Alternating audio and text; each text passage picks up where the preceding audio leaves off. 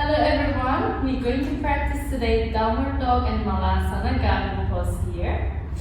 So come on your feet position here, hip distance apart.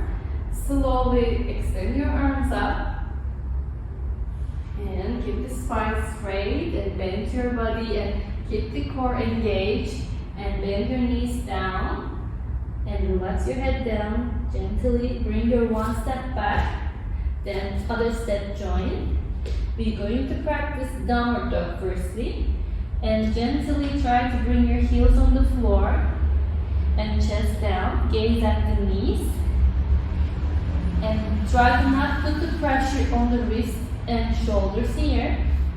Tailbone up, draw belly in, core engage, spine nice and tall. Keep breathing here. And this position is very good for the blood circulation. And stretch the hamstrings and calf muscles.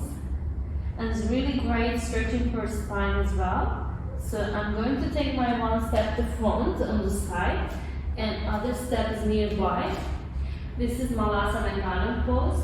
Slowly I'm bringing my hands together, keeping my spine straight, neck up, chest open, and very gentle.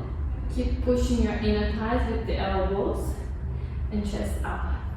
This position is great for the digestion. It's stretching your inner thighs, spine and shoulders. And great for the strengthening your core, legs and glute muscles. Keep breathing here and bring the hands back and gently step back. And we're practicing one more downward dog and child position for resting.